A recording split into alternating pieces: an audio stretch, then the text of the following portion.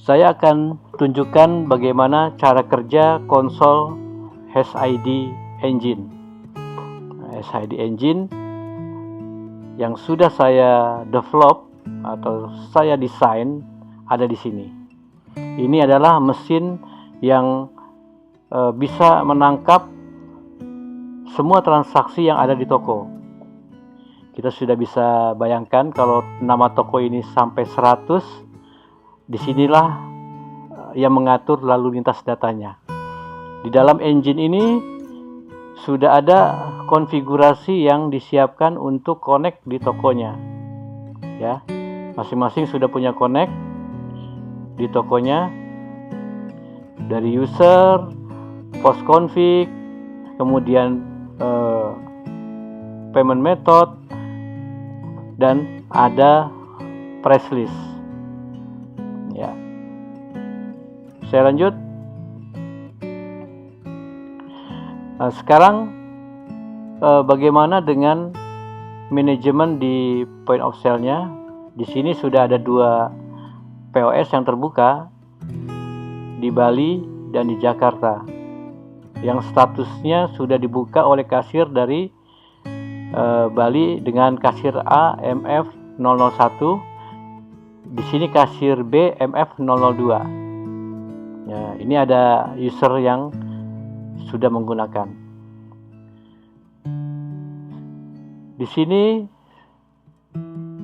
sudah saya pisahkan. 8075 adalah transaksinya Jakarta. Ini synchronize-nya, dan ini antrian yang sudah disiapkan untuk mendeteksi transaksi apa saja yang berhasil terkirim. Pull dan push ini untuk automation tarikan data. Kalau pull menarik semua product master, price list, kategori, dan lain-lain. Kalau push ini mendorong semua transaksi yang ada di toko ke HO. Ya, ini adalah 8075 mewakili dari tokonya Jakarta. Sekarang saya buka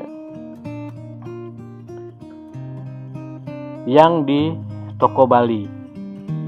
Ya, seperti ini. 8074 ini mewakili toko Bali. Ya.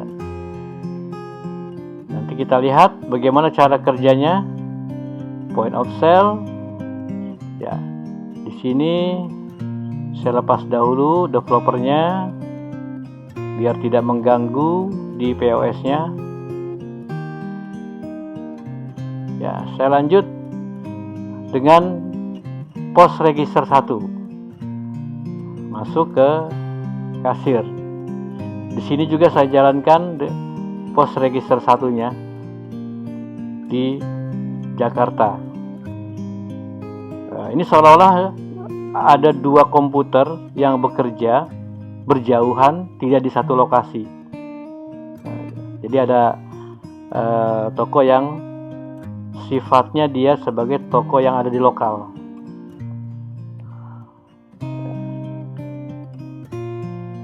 Ya, seperti biasa transaksi dilakukan di setiap toko seperti pemilihan barang dengan barcode scanner.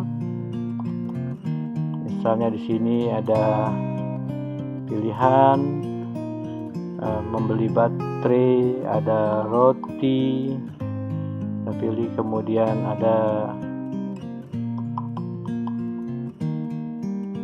nah seperti ini, transaksikan, payment, dan validate. Ya, ini bekerja di localhost. Transaksinya tersimpan di localhost. Begitu juga yang ada di toko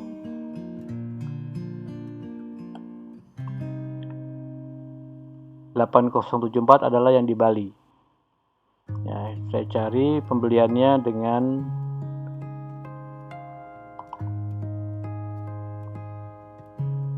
ya seperti ini. Misalnya saya belanja,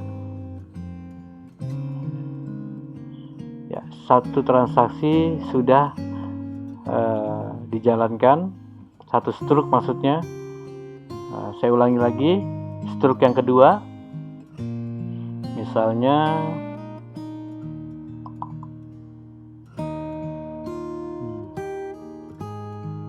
ya, yang kedua dengan cash biasanya uangnya 30.000 yang dikasih kasir, kemudian ada dikembalikan 4.000.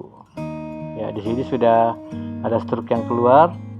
Ini transaksi yang di Bali. Nah, kita lihat transaksi yang satunya lagi yang ada di Jakarta.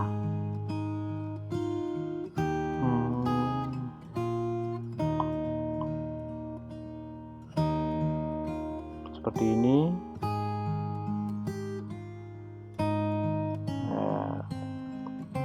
Validate, ya sudah transaksinya. Nah, sekarang sama-sama kita keluarkan. Ya, hasilnya di kasir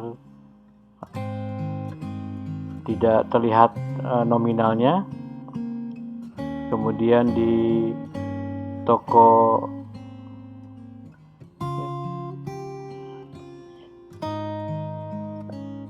Bali tidak terlihat nominalnya. Jadi kasir tidak tahu berapa transaksi uang yang tunai di masing-masing tokonya.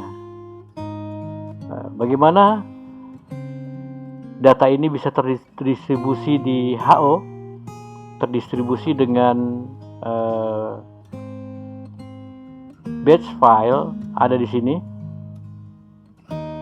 Ada di scheduler. Batch filenya tuh sebanyak saat ini setting 5 menit sekali.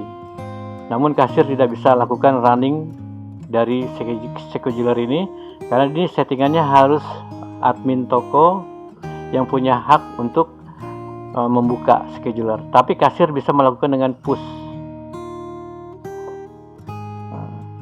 Ya, dengan push untuk mengirim data. Ini cara manual mengirimkan order ke HO.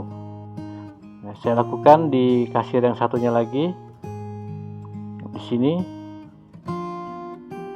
ke synchronize. Ini cara manual saya lakukan.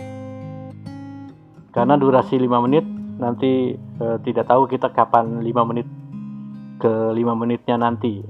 Jadi saya push manual saja. Ya, yang terpenting adalah kedua toko ini harus berhasil mengirimkan ordernya.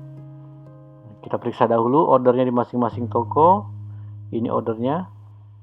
Kalau dilihat di tanggal 1 ini ada sekitar 5 order ya. 5 order.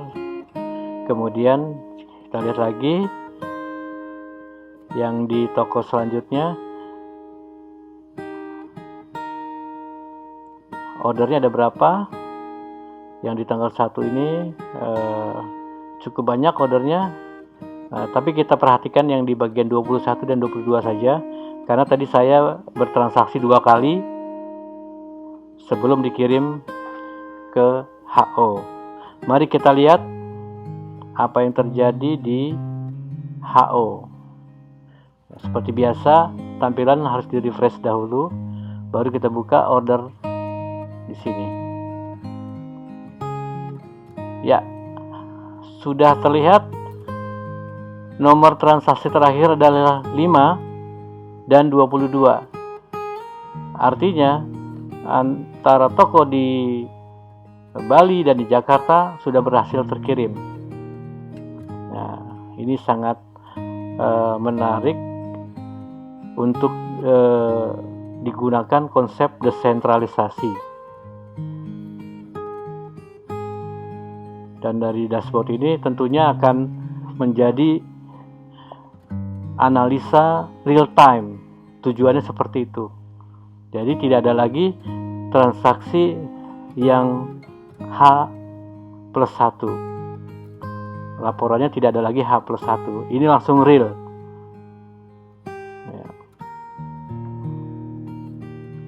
Ya, ini ada informasi session yang masih open. Ini ada transaksi yang cash, bank, dan kris. Nah, ini siapa yang bertransaksi, yang sedang aktif.